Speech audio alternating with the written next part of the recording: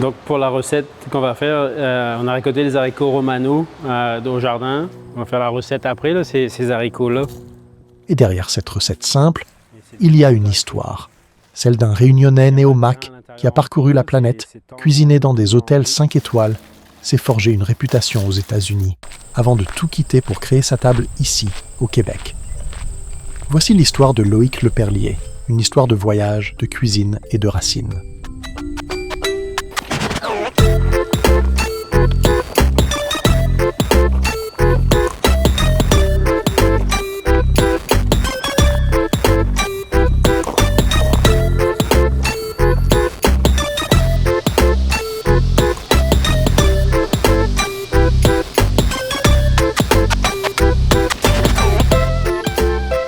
Une petite salade d'haricots, noisettes, persil avec une petite crème fraîche aux herbes.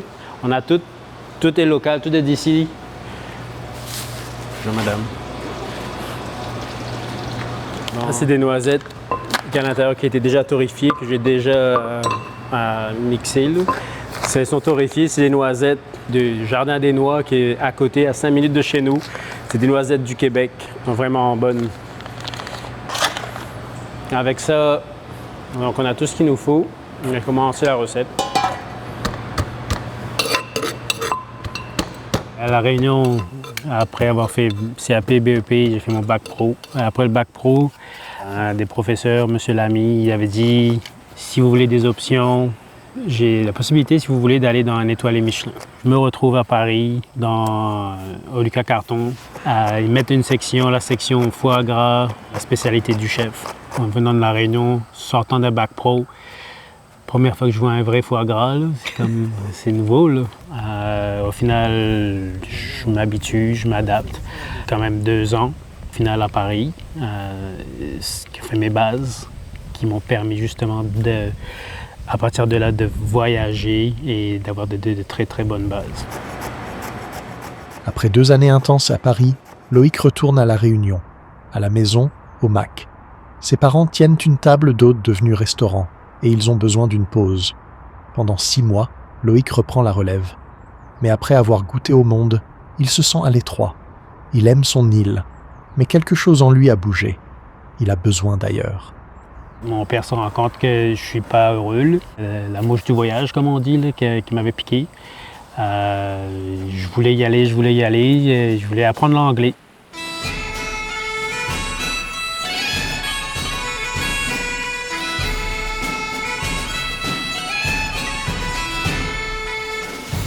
Au final, je me retrouve en Irlande. J'ai atterri à Dromoland Castle. Dromoland Castle, à l'époque, c'était le meilleur hôtel de luxe en Irlande. D'ailleurs, ils sont toujours dans le top 5 en Irlande, s'ils ne sont pas toujours premiers.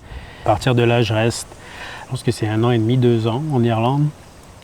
Avec des amis français, on dit « nous, on va partir aux États-Unis, continuer à l'anglais ». Je me retrouve au Texas, dans un relais château au Texas. Ça s'appelait le Inn at Dos Brisas. Petite équipe, 4 chambres, c'est vraiment petit, mais le chef vient, il reçoit le prix par le magazine Forbes. C'est le seul restaurant au Texas qui a 5 étoiles au guide Forbes.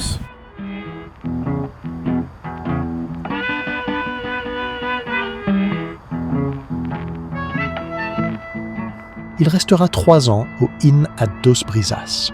À 1 heure de Houston, au cœur du Texas, Loïc découvre l'Amérique telle qu'il l'imaginait. Un restaurant 5 étoiles entouré d'un jardin organique de 7 hectares, des menus qui changent chaque jour. Un autre niveau d'exigence, un autre rapport à la cuisine. Peu à peu, il prend goût aux États-Unis, à cette énergie, à cette liberté. Et c'est là, en plein rêve américain, qu'une nouvelle opportunité arrive. Le Four Seasons de Bora Bora.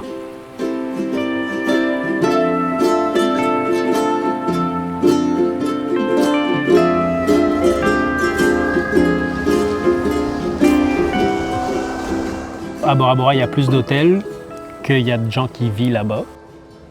Mais c'est magnifique. Le matin, il fallait prendre le bateau sur le lagon bleu turquoise, aller travailler. C'est quand même magique. C'est ça.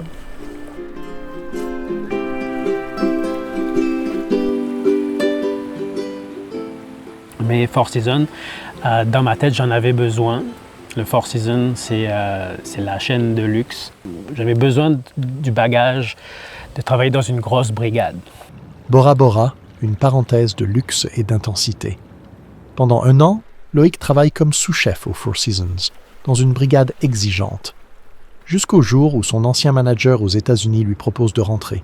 Direction la Pennsylvanie, dans un relais et château, là où tout va basculer. Moi, j'ai fait l'école hôtelière ici à Montréal qui s'appelle les THQ et on a des stages à faire durant les THQ. Toutes mes amies étaient parties en Europe. Moi, j'avais envie de rester près d'ici puis de pouvoir partir avec ma voiture. Et j'avais appliqué au relais château en Pennsylvanie qui s'appelait Hôtel Fauchère. Et puis, j'avais été refusée à la base. Mais je voulais vraiment aller là parce que pour moi, c'était plus simple et tout. Donc, j'avais renvoyé un courriel pour dire « Je suis vraiment motivée à aller travailler pour vous. J'aimerais vraiment ça, faire mon expérience chez vous. » Puis là, ils se sont dit « Bien, elle a l'air motivée, donc on la prend. » Et finalement, bien, je suis partie. Lui est arrivé au mois de mai, puis moi, je suis arrivée en juin. Donc, lui venait tout juste d'arriver aussi, puis nos chemins se sont croisés. Moi, mon stage était 3 mois. Et à la fin, en fait, du stage, bien, moi, je revenais à Montréal et lui restait là-bas. Et ce qu'on savait pas, c'était que c'était le début de 12 ans de relation à distance. Ça a commencé avec Skype. Ouais. 12 ans de voyage, de messages, de trajets en voiture, d'attente. Et puis un jour, Loïc pose ses valises au Québec. Avec Jessica, ils décident de construire leur vie, leur famille et leur cuisine. C'est ici que naît le 820.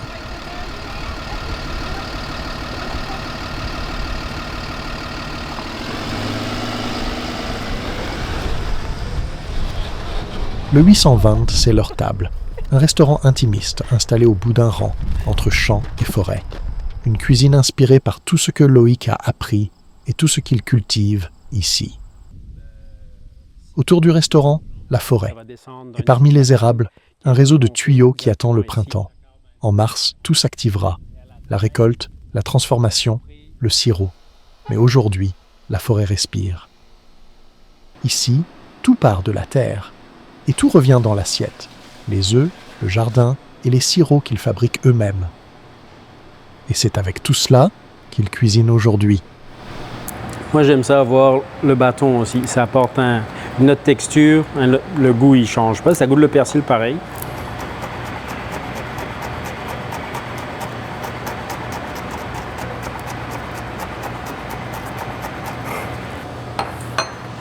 Là, avec ça, on va déjà assaisonner juste avec le sel.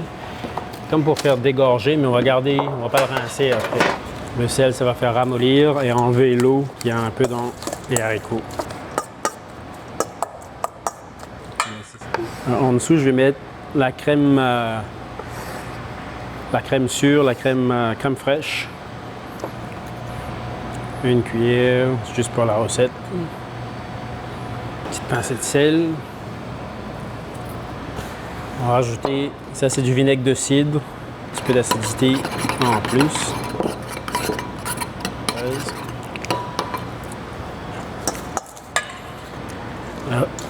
On va juste, là j'ai déjà mis le sel, juste goûter.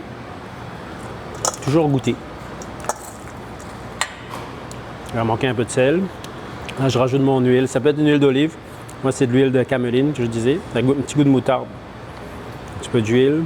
On va rajouter le vinaigre de cidre. Vraiment une petite salade fraîche. Santé, là. Mélanger, rajouter du sel.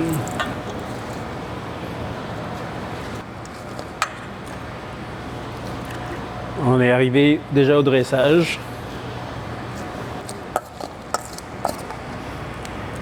On va venir juste mettre notre salade, poser notre salade là-dessus. Juste mettre notre crème aux herbes en dessous. On rajoute notre petite noisette. Ça va apporter du croustillant. On va rajouter des petites fleurs d'œillet d'Inde. On va en rajouter quelques-unes, ça va apporter un petit peu de couleur. Voilà. Fini. Petite salade fraîche, haricots crus haricots romano, noisettes torréfiées. On a en dessous une petite crème fraîche aux herbes, légèrement acidulée, vinaigre de cidre. Bon appétit. Dans cette assiette, il y a un jardin, une forêt, un territoire et tout un voyage. Voici la cuisine de Loïc.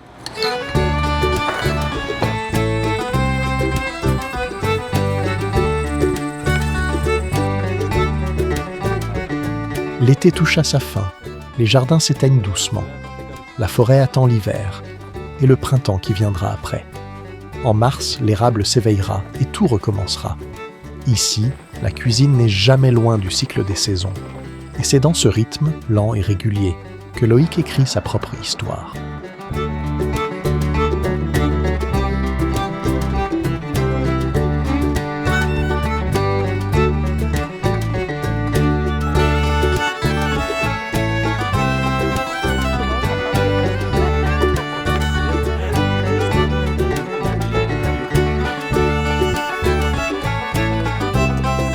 Lui, c'est notre premier sirop d'érable, en fait, en fût de Bourbon. C'est notre le premier né, en fait, que par lui, en fait, le goulot rouge.